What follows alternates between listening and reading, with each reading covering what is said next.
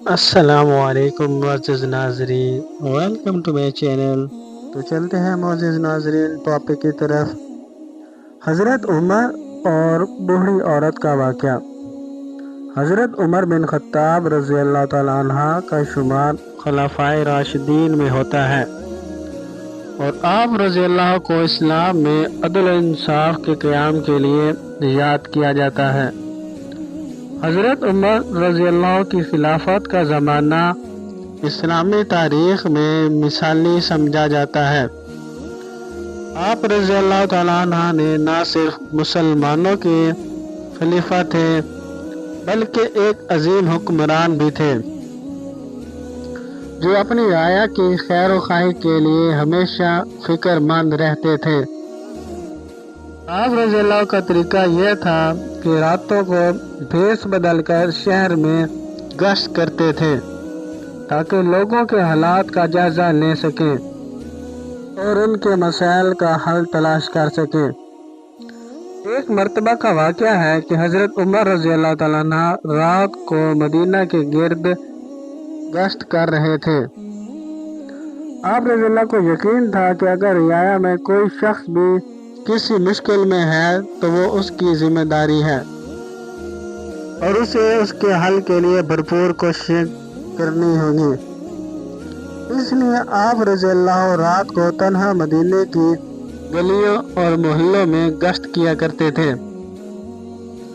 اس رات بھی آپ رضی اللہ ایک بستی کے قریب پہنچے تو دیکھا کہ ایک بوڑھی عورت اپنے گھر میں بیٹھی اور اپنے بچوں کے ساتھ میں گفتگو ہے۔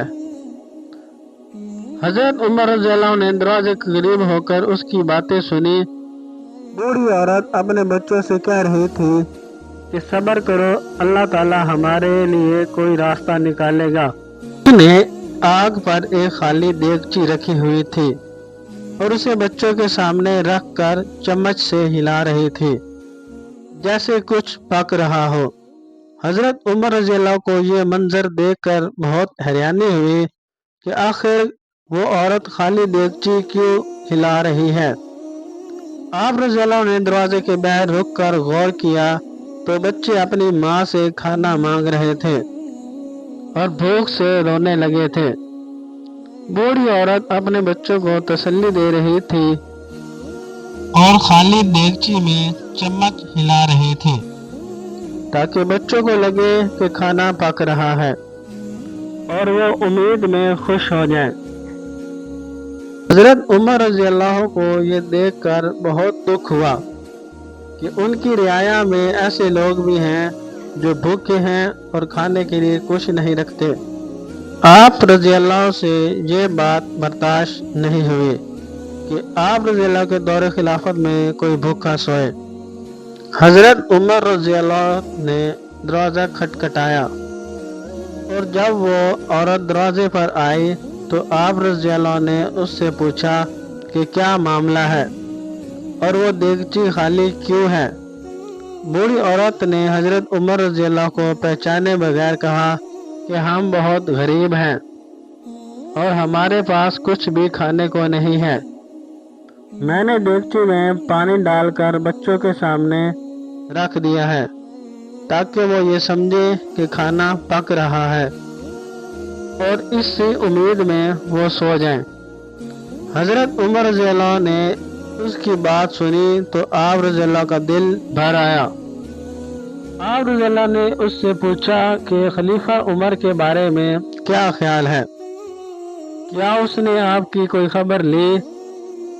بوڑھی عورت نے غصے میں کہا کہ عمر ہمارا خلیفہ ہے مگر وہ ہمارے حال سے بے خبر ہے۔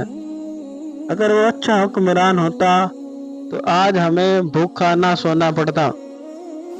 حضرت عمر یہ سن کر خاموش رہے اور فوری طور پر واپس اپنے گھر تشریف لے گئے۔ حضرت عمر رضی اللہ نے گھر پہنچتے ہی ایک بورا لیا اور اس میں کھانے پینے کا سامان ڈالا۔ آپ رضی اللہ خود اسے بورے کو اٹھا کر واپس اسی بوڑھی عورت کے گھر کی طرف روانہ ہو گئے۔ آپ رضی اللہ کے غلام حضرت اسلم نے یہ منظر دیکھا تو عرض کی کہ یا امیر المومنین، یہ بورا مجھے دے دیجئے۔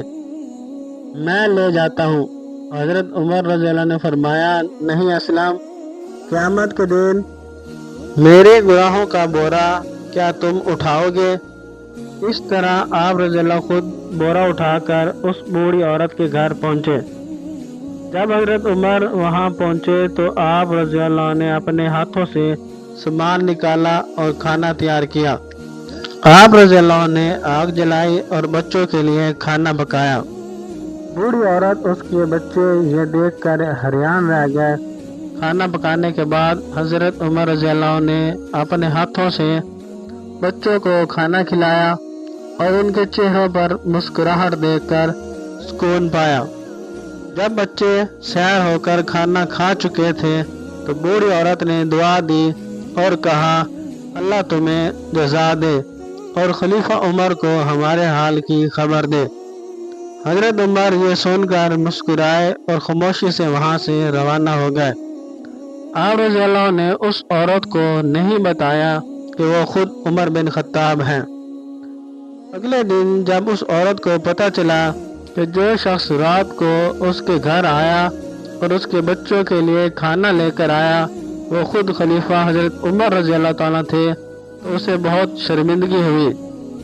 اس نے دل میں عزم کیا کہ وہ آئندہ ایسی کوئی شکایت نہیں کرے گی اور حضرت عمر کی خدمت اور محبت کو ہمیشہ یاد رکھے گی۔ حضرت عمر رضی اللہ کا یہ واقعہ ہمیں ایک عظیم سبق دیتا ہے کہ ایک حکمران کو اپنی رعایا کے حالات سے ہمیشہ باخبر رہنا چاہیے اور ان کے مسائل کے حل کے لیے خود کو وقف کر دینا چاہیے۔ حضرت عمر رضی اللہ کا طرز زندگی اور ان کی خود احتسابی آج کے حکمرانوں کے لیے ایک نمونہ ہے۔ یہ واقعہ ہمیں یہ بھی سکھاتا ہے کہ حقیقی خدمت وہی ہے جو خفیہ طور پر کی جائے اور جس میں خالصتاً اللہ تعالیٰ کی رضا شامل ہو۔ حضرت عمر رضی اللہ کا یہ واقعہ قیامت تک انسانیت کو یاد دلاتا رہے گا کہ انصاف، رحم دلی اور خدمت کے اصول ہمیشہ بلند اور قابل احترام رہیں گے۔ اللہ تعالیٰ ہم سب کو دنیا و آخرت کی کامیابی نصیب فرمائے اور ہم سب کو دنیا میں نیک کام کرنے کی توفیق عطا فرمائے، آمین۔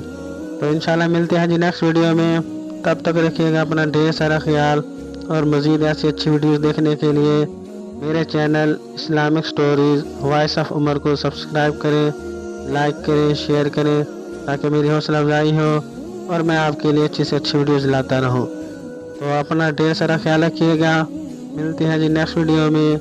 اللہ نگہبان، اللہ حافظ۔